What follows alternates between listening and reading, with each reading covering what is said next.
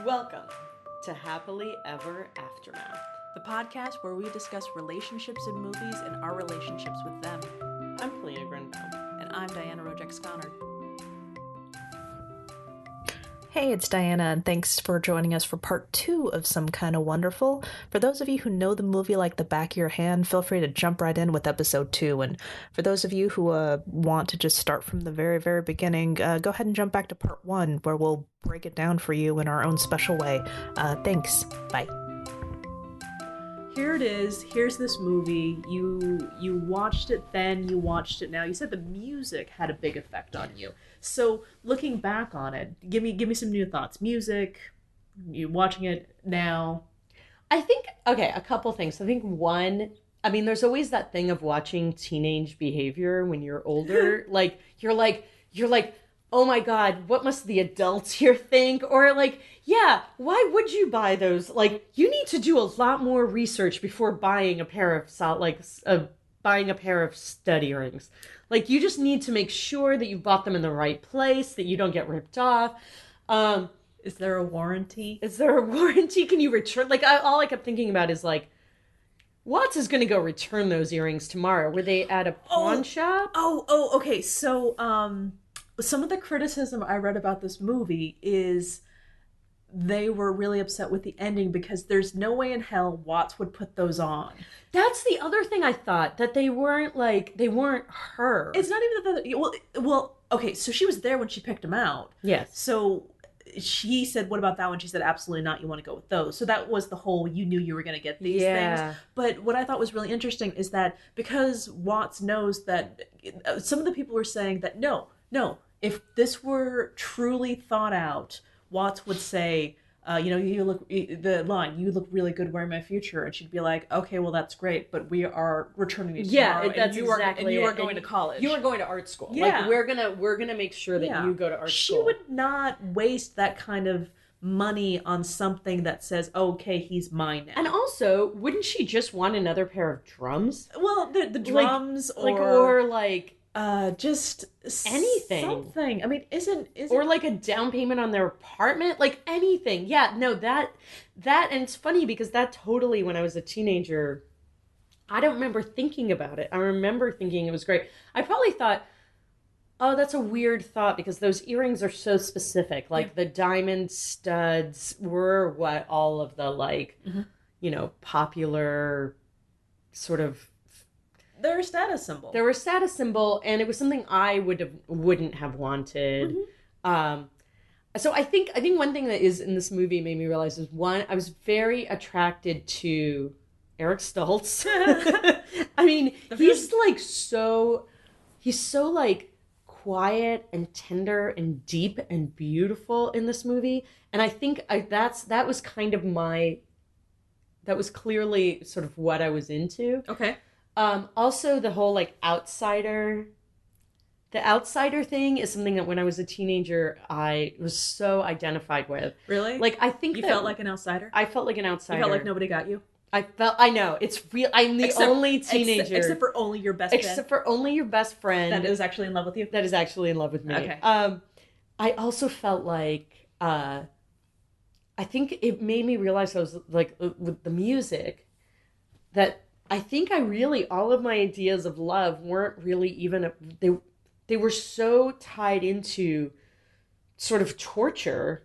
They were so tied into the pain of love, working out and not working out. They were so tied into the journey of getting to, maybe the fight for it? Yeah, and the fight for it, or the drama of it, that kind of the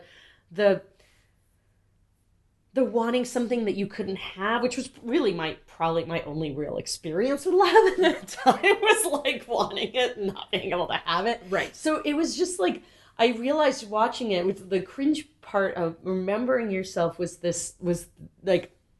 that all of those songs, listening to those songs, they're great. They're really great songs. I actually listened to the album recently, and it really stands out. Mm-hmm. Most of the songs, not all of them. Yeah. For me, really stands up. But I realized that they're all about sort of of this complicated love, this intricate love that's just not this like happily ever after thing. Okay. So I don't know why. I think actually that's how this movie messed with me. And how those songs messed with me is it was basically like setting up a construct where love had to be really hard. It had to be a constant struggle of drama, and that's where like the meat was. That's where the love was. Oh, which is wow. which is crazy and is completely counterproductive, because now what I love about my marriage is that it's very easy and that we're really helpful and we don't engage in a lot of drama and we try to resolve our fights very quickly. Like, but when I was younger, like I think I really felt like the intensity of feeling was so tied into the push and the pull. Wow. But I didn't know how to make it happen really. And so that's the one thing about this. I think that's my big takeaway with this movie. That's amazing, because you actually thought the opposite of what's pushed into movies there. Love is supposed to be easy, and the second you see each other, and it's always going to be perfect, and that's what marriage is. But you actually saw that the passion comes from the drama, but now in the reality of it, it's the exact opposite, where you have the quote-unquote easy, which is what people think marriage should be, or what it will be, but the fact that it's flipped on its ear, it's kind of interesting. Yeah, because a lot of people have to be told, no, marriage is work. It's not drama. It's work, and you put what you put into it, and it's about forgiveness, and it's about fighting, but at the same time, common ground. The strong ones are rooted in experiences. Yeah. So no, that's awesome. Well, and the thing is, actually, I mean, I want to say I do feel like there is work, but a lot of it is work on yourself. Like a lot of it is, to me, it's the work is that you can't just be a baby. You kind of have to go, okay, well, this isn't about me right now, and you have to. But I also kind of hate this whole idea of like marriage is work. Yeah, well, I mean, I feel like it's time. Okay. But I don't know, and it's a commitment, but... Is it the word work? Would you say... It's the word work. Is it marriage takes effort? Yes. Okay. I feel like marriage takes effort. Well, that's actually, I know, and I realize that is work. Yeah. Synonyms. Synonyms. But that's okay. But for some reason, and also it's so vague as to be... Oh, of course. It's like when people say communicate more, that's my other absolute pet peeve. Yeah? Because it's like, well... Oh, well, if you've miscommunicated, I'm not sure that communicating more is really the answer. It could be that you communicate better. You should communicate better. You shouldn't communicate, like, quantity is not quality. Yeah, you could be efficient. You can be efficient. Yeah. I mean, you might, and part of being efficient might be communicating more, but it's also, anyway. Well, also, no one needs to say, no, honey, you do look fat. That's not good. No, that's not good communication. That's not constructive. No. No. And not necessarily you have to tell someone every little thing that happened in your day. Okay. I mean, not that I don't, but I guess I don't have to. One day I'm not going to. One day I'm not going to give every little detail about what goes in my day. That's my goal. Well, here's going back to the movie. You had a Stoltz crush? Oh my God. And that's the thing that, like, I was not prepared to not go away. I was like, there's just, I don't know what it is about him. He just, like, he's got these, like, big brown pools of eyes. I'm going to laugh if it turns out his eyes are blue. Hang on. Oh my God, I think they might be. Keep talking. But in my head, they're brown. No, keep talking. And also just, like, I don't know, the guy, like, guys with art, like, guys who were artists, like, especially visual artists to me, that was, like, my other complete bait. Yeah. Maybe because I like to talk a lot while they were painting, while they were listening. That's funny. But he's just like, he's so... Oh my God, they are blue. Oh, okay, fine. According to this, go ahead. Yeah. I don't know if well, I trust... okay, they were, you know what, you're right, they were blue. But it was just blue. Like, and then he kind of had this like floppy hair and... Oh, okay, observation I had. So, like I said, I didn't see Sun all the way through until for this episode. And I'm like, Eric Stoltz kind of looks like Topher Grace from that 70s show. Really? And it was just like the reddish, the red hair, volumed hair. And I'm just thinking, so Topher Grace in that 70s show, he had like a kind of a weird poofy circle thing going on, but all I could think was just like, no, he's got like the awkward lanky thing going on. I loved the awkward lanky thing. Mm-hmm. The awkward lanky thing is my total sweet spot. Well, I loved awkward and lanky. I especially loved it then. Well, like awkward and lanky was, especially with awkward and lanky with like floppy hair. Oh, that's what I was going for. And then just like cheekbones and kind of like a slightly quiet. I kind of forgot how much I really liked that. Aww. I really liked it. Rediscovered. All right. I have not seen M. He was very good in Mask. I remember that.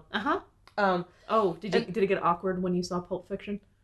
No, not really. Because I think I didn't carry a lot of these crushes. I sort of like, I think I put them in their place. Uh-huh. I think when I realized that maybe love doesn't have to be drama.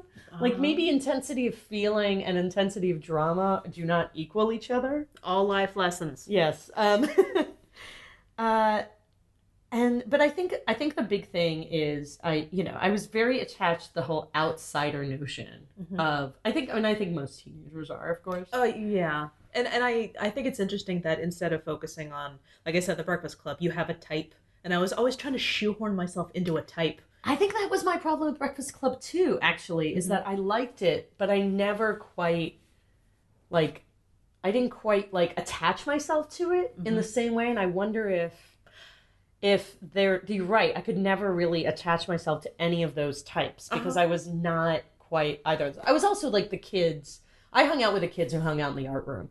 So to me, I was like, there was no art room person in that. The best you had was Ali Sheedy as the weirdo. That was a problem. There was no normal alternative kid weirdo. Well, I also loved in Some Kind of Wonderful that they had that club that they went to, which kind of reminded me of a club that I used to go to on occasion. Okay, but of course I don't. Yeah, and they had. I don't think I had a fake ID though, so it was all very problematic. But just a shout out to City Gardens in Trenton, which is no more. Oh. But Jon Stewart used to work the door there. That's right. He is from New Jersey. Yeah, he's from New Jersey. He actually grew up he went to Lawrenceville, which is a prep school near my, where I went to high school. Oh, wow. We had a lot of prep schools, hence the rich. That makes more sense. Yeah, we had a lot of rich kids, and we were hanging out all the kind of alternative kids who had weird hair and were artsy, the hippies and the punks. We all used to hang out in a part of Princeton, New Jersey, called Palmer Square, which they kicked all the teenagers out of. Huh. But once the J. Crew went in, I'm actually not kidding. That is exactly what happened. There didn't used to be a J. Crew. And then once they put a J. Crew into Palmer Square, they didn't want teenagers anymore.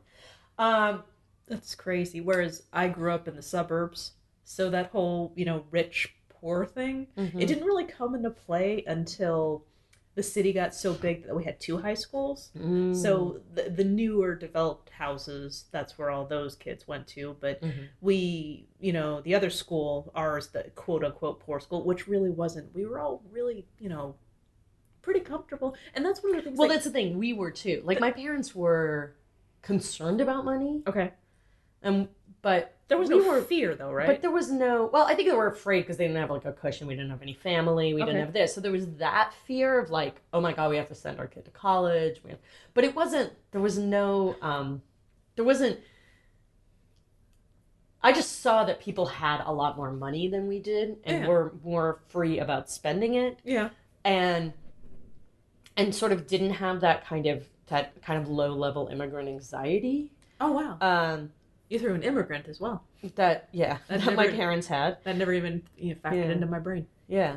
So that whole, but my parents, they worked my father was a computer programmer. Wow. So it wasn't, but at the time it's not like now where that's a super lucrative job. It's just a very it was a solidly lucrative job. Right.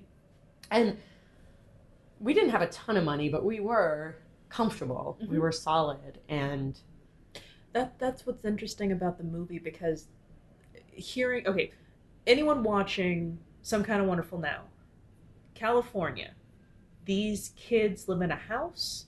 Their parents are able to afford all of them having their own rooms. Yes. And I'm fascinated by this. But the thing is, what I don't understand is, like, if these kids are so rich over here, why aren't they going to, like, private school? Yeah. This is back when public school was, this is what you have to work with. And I went to a really great private school, public school. Uh-huh. It was like number 16 in the country when I went there. Dang. Yeah, it was a really, really good school. So it was the public schools in New Jersey at that time, not all of them, but certainly the one I went to was fairly luxurious. But it's funny too, because I noticed, in thinking back, even though my parents were actually very comfortable, or were comfortable. I don't think they felt comfortable, but in retrospect, they were fine. And we did see people with a ton of money, and they were talking about whether they were going to go to Aspen for their vacations. Freaking Aspen. They were, and I remember Hawaii was a big one, because actually flying from the East Coast to Hawaii was like an incredibly expensive proposition. So everyone who got to do that was amazing. It was cha-ching. There was also like there was a lot of between your, like, I think it was sophomore and junior year, there's a lot of plastic surgery that happened that summer, because when you're 16 you can have plastic surgery. What? Yeah. Okay, okay. It was a cultural thing. It was a lot of nose jobs. I believe that. It wasn't like they weren't getting facelifts. It was a lot of nose jobs. Like, everyone came back, like, and not everyone, just obviously it was probably like 5 or 6 people out of my 300 people class, but you were like, oh yeah. See, this blows my brain, because movies like this scared the hell out of me when I eventually made it into high school. Mm-hmm. And then after, I'm a junior, I'm like, wait, this is all bull crap. It turns out I'm not going to get stuffed into a locker. Yeah. Second of all, the lockers were not big enough for that. So thank God, they were so not big enough for that. They were so tiny. Yeah, they were so skinny. Yeah, exactly. And so there was that. And then there was all of the stereotypes. We didn't have the captain of the football team, blah, blah, blah. There were cliques and everything, but there was no united, everyone knew everyone's business thing. We did have the angry, she's pretty, I hate her thing. Mm-hmm. But that's, as you come find out in later, movies like Mean Girls. No, mm-hmm. you didn't pick on the brain because they're a nerd. Mm-hmm. No, you picked on a person that you were once friends with because they are an asshole now, or they stopped hanging out with you and then you decided that you hated them, or you're having problems at home so you decide to hate them. Yeah, exactly. As you can see, a lot of hormones flying. There's a lot of and I think that's so we actually did, we had a lot of like every now and again, like, all the artwork in the art room would be destroyed, or people would write like faggot all over everything, because explicit episode now. Yeah. And it did happen, and I found out that a bunch of people, when I was in high school, there was like a couple people who thought that I was gay, because it was just like the people I was hanging out with. Oh, there were guys that didn't ask, because I never ended up dating anyone who actually went to my high school. All the people I dated were like people who hung out in that square when I was in high school. I was about to say, did you play the drums? Is that why they thought you were? No, because according to this movie, yeah, I can't even walk in rhythm. Like, no, I did not play the drums. I was like actually a theater person. I was one of those. But the other thing. In my high school, a lot of it actually had to do with, it was extremely competitive academically. Okay. And so it was actually not uncool to be good at academics. It was a little uncool to be, like, really into literature or, like, art, and, but also, like, my niece now, she talks about how the kind of music she listens to, she likes that every single person that she likes to sing all the songs with her friends. Mm-hmm. But when I was growing up, when I was around this age that was around her age, the big thing was that you were into music no one had heard of.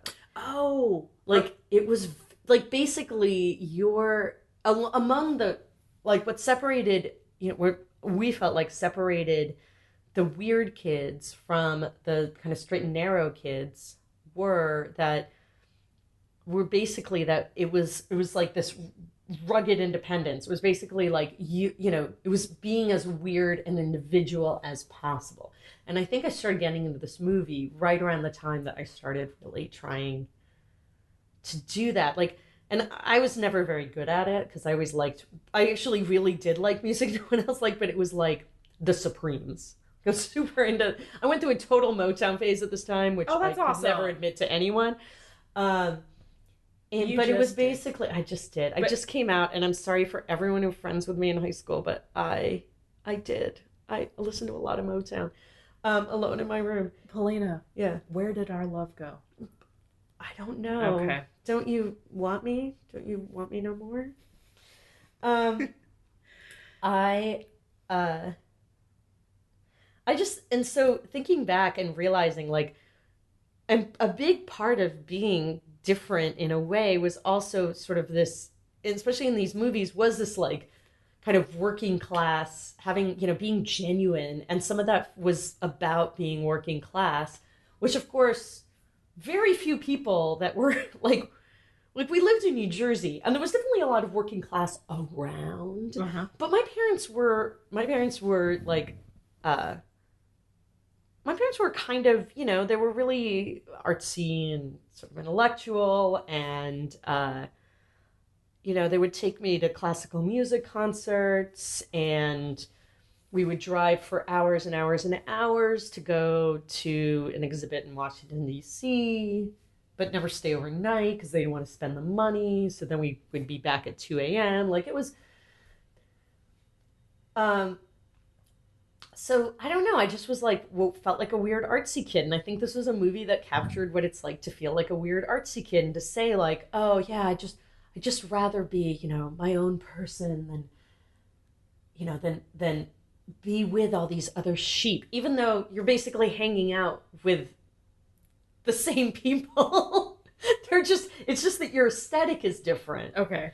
I mean, it's true. But also I think there was a reaction because I don't think I ever wanted to be a good enough student to be in that whole group. So you decided to hold on to the whole sheep. Yeah. It was because like, they're sheep with their Model UN, and there's also the whole field hockey thing. There's a lot of field hockey is very big there, and it's very terrifying. In fact, a lot of the Olympic field hockey team is basically from New Jersey and Pennsylvania. Wow. The part that I went to high school in.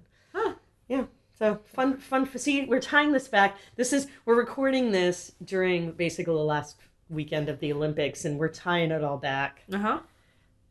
Yeah. So New Jersey, Olympic athletes and Jon Stewart. Yep. Yeah. See, it's more than just the Jersey Shore, and I didn't even think about that. And oil refineries and Chris Christie. There's a whole world out there. That's so weird because I didn't even think of any of that. No, but you don't. but you lived in California, of course. No, I think in New Jersey. I think Sopranos. I can't even think about what we thought about California. It was like, and we had no concept of Northern California. Were we all Keanu Reeves over here? You were all Keanu Reeves. You were all 90210. You were all Southern California. Oh, okay. All of you. There was no concept of Northern California. I guess, none. I mean, I knew San Francisco existed, but and I knew the beats came from, like... It's only like... Not came from there, but... It's only a 45-minute drive from the Golden Gate Bridge to, you know, the Hollywood sign. That's pretty much, I think, the entire concept. I do remember around this age, though, my father going to California, Northern California, for a contract and coming back. At the time, he was doing this government contracting thing. And he just kept talking about the produce and how amazing the produce was and how I should live out there because the produce is so good.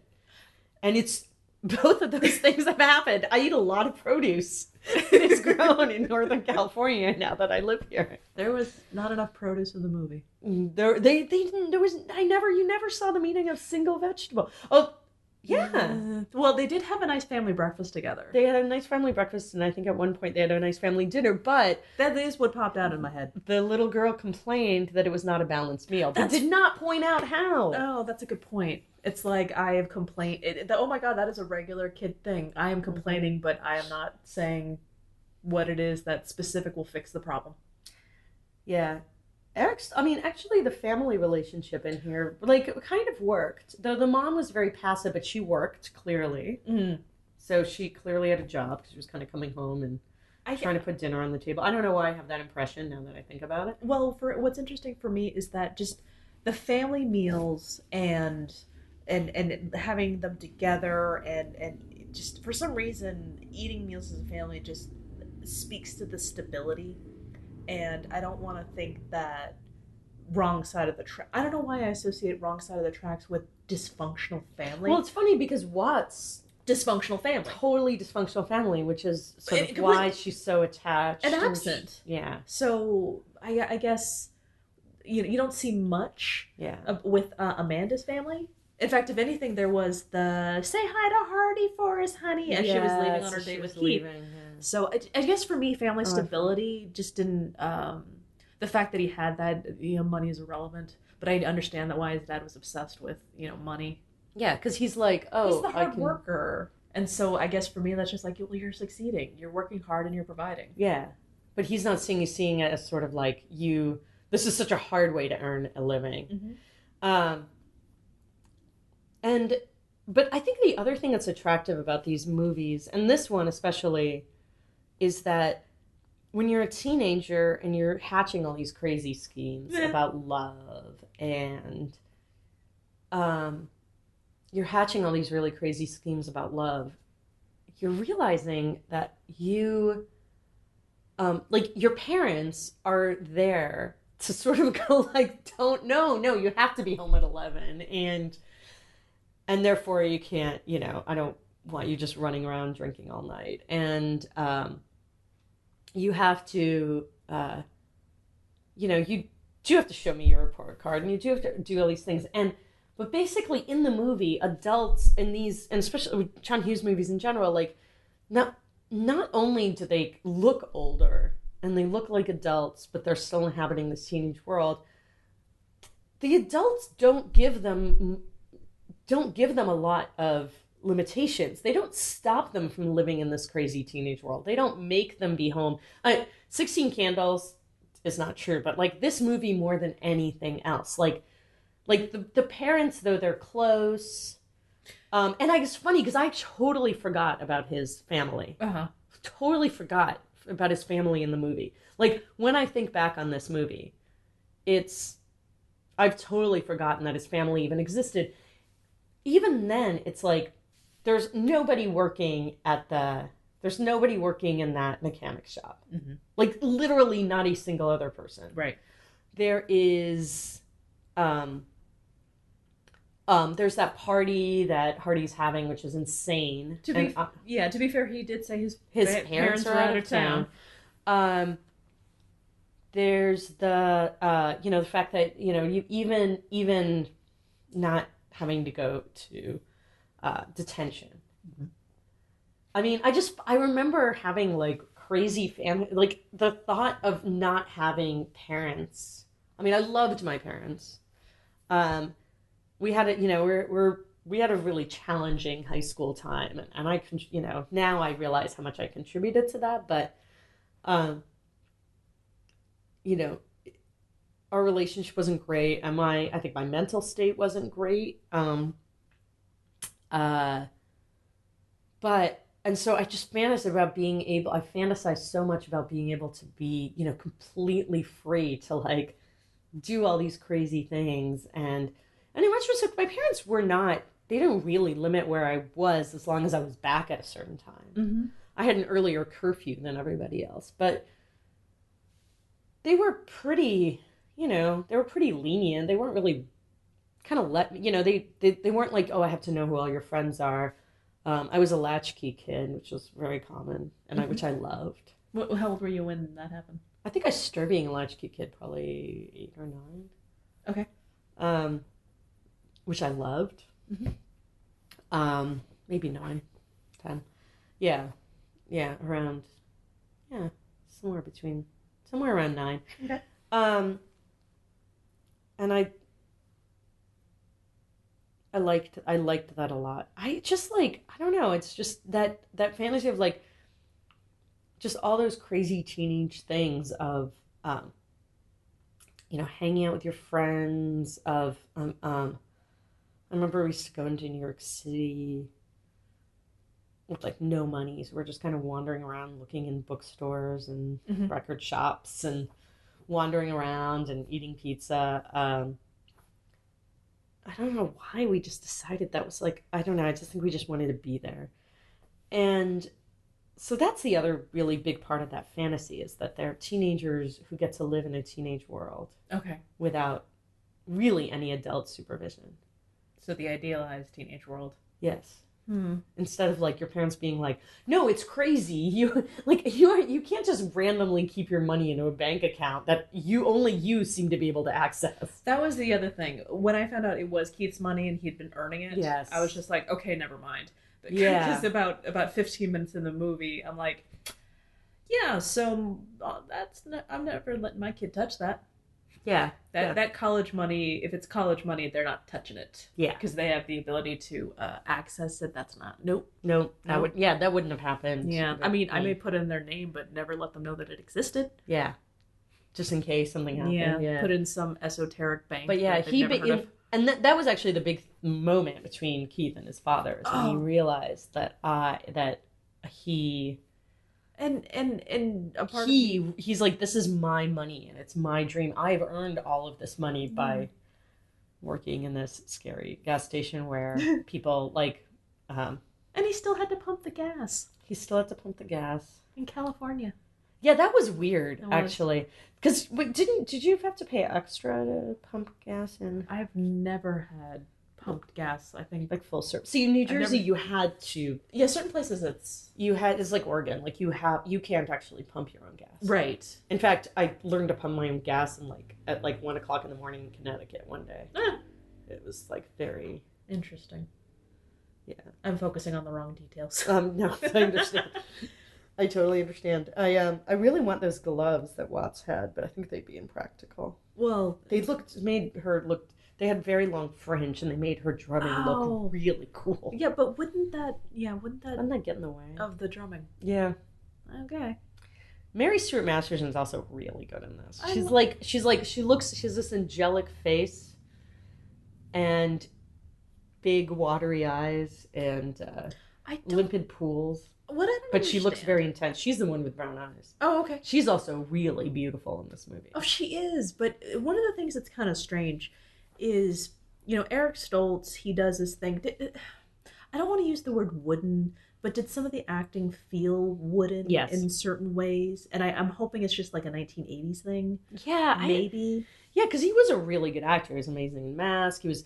Yeah, but it's funny. Yeah, it had. I mean, when he was on his own, it was when it was like the kind of one-on-one things, Mhm. like the kiss was very intense, and some of the scenes with Amanda were really intense. But like in between, he just seemed a little like checked out. There's that, and also I'm wondering if it's meant to be conveying the awkwardness of the teenage years. You just feel like everything is very calculated, but you're trying really hard not to say stuff. But if you do say it and it comes out wrong, it's awkward as hell. I also wonder if a big part of it is his appeal in this movie is also this whole kind of idea of, he's quiet and calm, and it's all roiling under the surface because he's just like incredible artist. He's incredibly creative. He's just not he's not a big talker. Mm-hmm. And so I wonder if that's part of it. It's like this character where part of the appeal is supposed to be his sort of like his depth, which was another, I think, now I realize is like a very big thing for me. I think I thought I was really like deep and intellectual. Oh, jeez. And clearly because I like was really attracted to that. Yeah. Which kind of makes me really cringe now. Oh, well, that's another question I have. Looking back on it now, knowing the effect it had on you growing up and watching it again, are you more critical? Are you more forgiving of it? Of the movie? Its flaws? I think no. I mean, I feel like I feel my biggest problems with this movie as a film is like as a film is that the actually I found it kind of it didn't flow very well.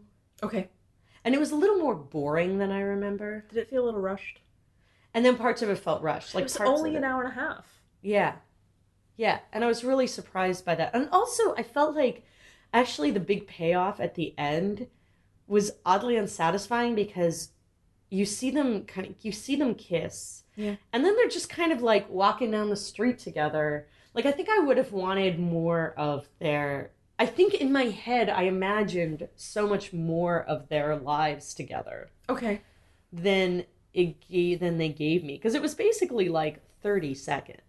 I'm also trying to figure out what is it that having this confrontation in the party and then coming back outside and seeing Watts again, what changed? I think it was basically that my interpretation is that it was basically that they both have had this shared experience of there's the right side of the tracks and the wrong side of the tracks. And their way of sort of dealing with this is to just be like, we don't play this game, we don't try, we do our own thing, we're our own people. But they're constantly dealing with the little humiliations. Okay.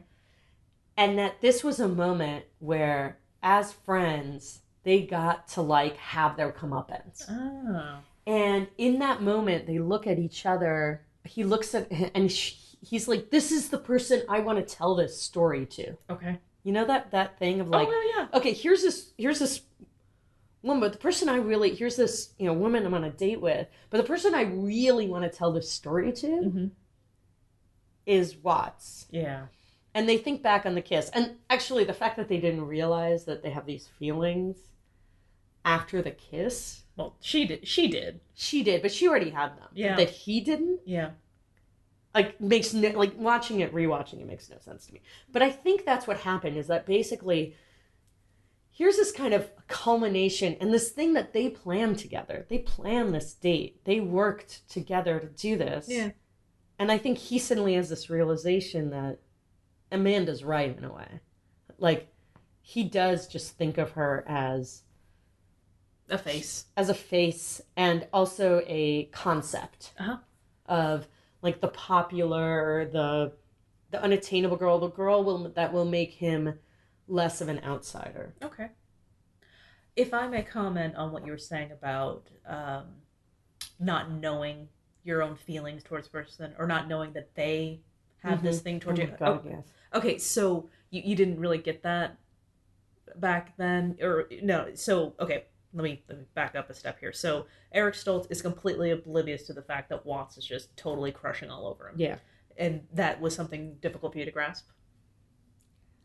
It was difficult for me to grasp, though. I mean, frankly, if I really look back on, like, guys in high school, it's not difficult to grasp at all. That's one of the things I was having. I'm just like, oh, come on, it's right there. She's having this. Yeah. And seriously, like she's... You didn't figure it out when she's like, I really think you should kiss me for fun. Well, okay, so that, of course, over the edge for the sake of dramatic license or whatever you want to call it. But just the whole, I'm like, how can you not know? And then I'm with you. I'm just like, I'm thinking back to my high school days. Yeah. Oh, I eventually got it. But by then, I didn't know. Well, okay, so crushes I had on people, it's just like, I'm right here. How can you not be eye contact? Yeah. Hello, oh my God. hello. So How are you many not getting guys, this? Like, just did not get this, and I found out later. And I talked to Sean, my husband, about this once, and he's like, "Oh yeah, I found out so much later about all these girls who liked me, and I was always like, oh, I didn't know." And I'm like, I just find that insane. Do you ever want to ask, like, okay, so I once made a comment on social media saying this guy started flirting with me, and when I was standing in line for picking up lunch, and I'm like, wow, that takes me back to never. and all of these old friends of mine from there, they're just like, what, are you kidding me? And I'm like, what? And like, yeah, I was totally like when? What the hell was this? Because clearly they were not effective. And I'm just thinking, no, I was totally flirting with you. And I'm like, wait, what? Yeah. And this is somebody I knew like in junior high. Okay, first of all, I don't think you can flirt in junior high. I don't think it works. I think I'm shocked that you can't, I'm really shocked that either guys that I was flirting with in junior high couldn't pick up on the fact that I was flirting with them, and vice versa, because you're right, in junior high you flirt so horribly. Well, also, I don't even know if you... I don't know if you can call that flirting. That was called having a conversation.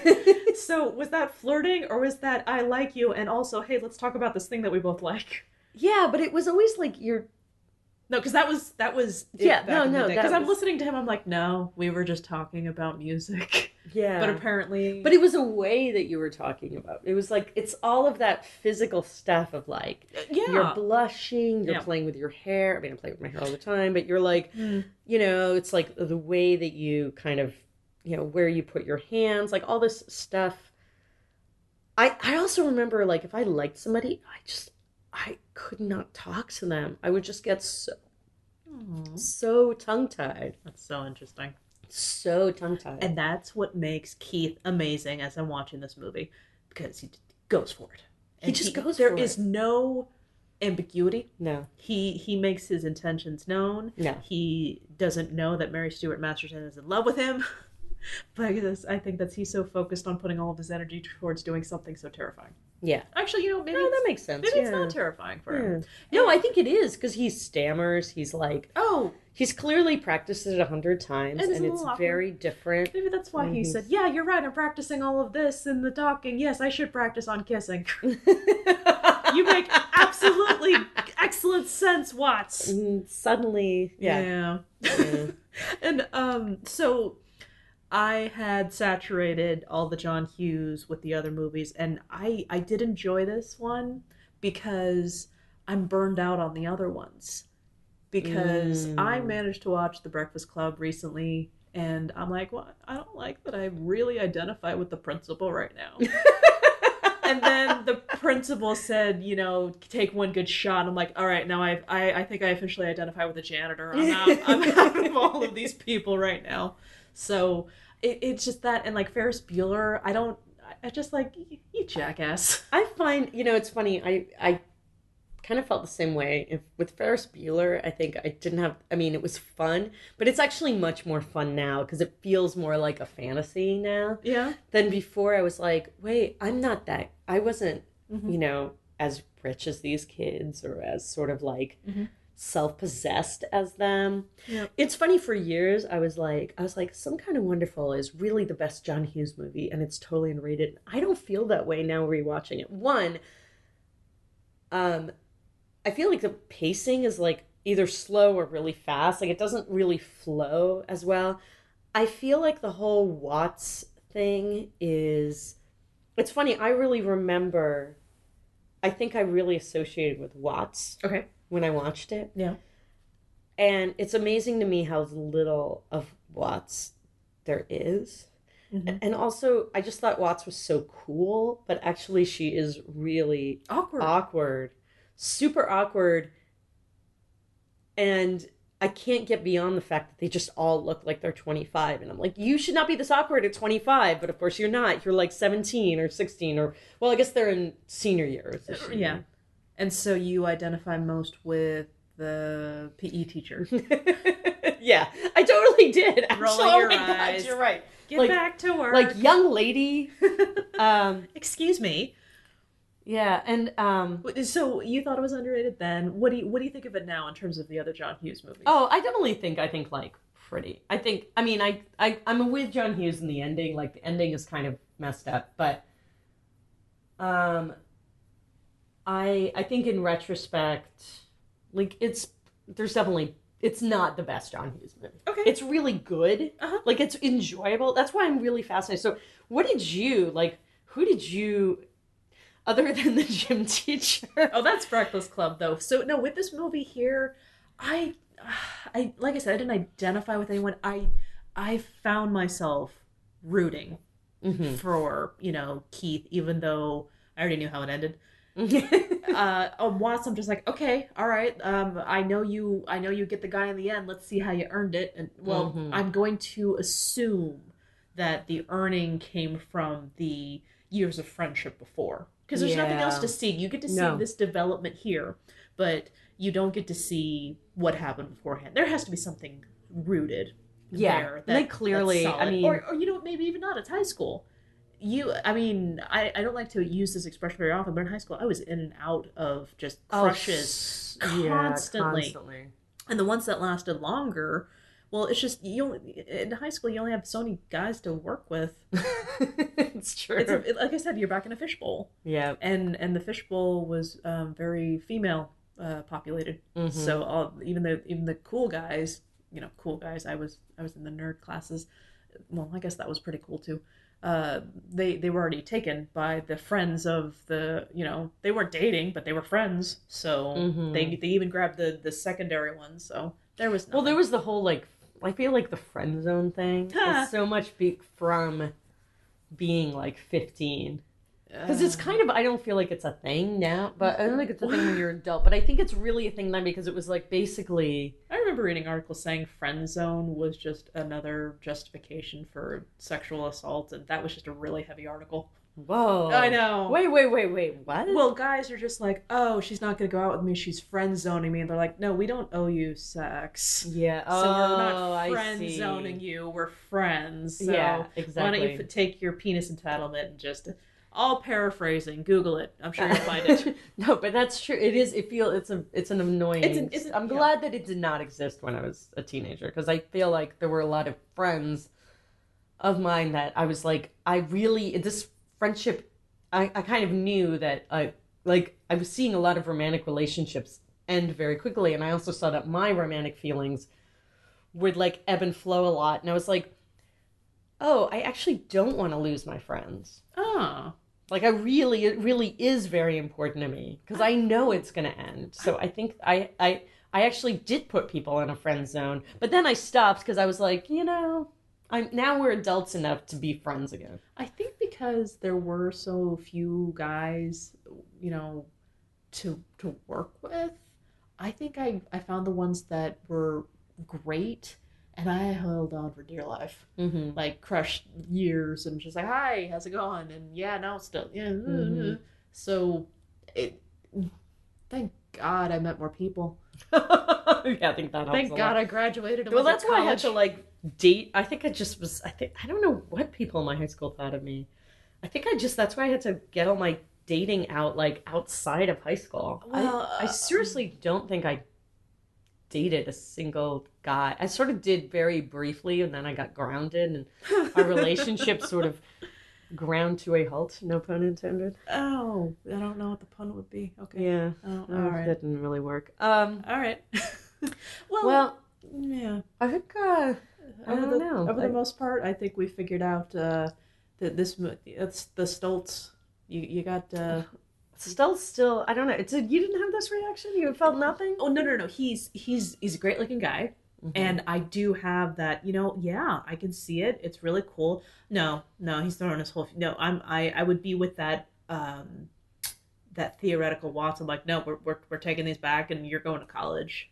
But, even then, I think I thought that was weird. Yeah. Well, no, see, and that's what it was, though, even though it's kind of, oh, no, it's a secondhand one, but it's the big romantic gesture. Here is, and it's secondhand. And I don't think that would bother me that it would be secondhand because, blood diamonds, etc., but that doesn't bother me. But just, it's cute.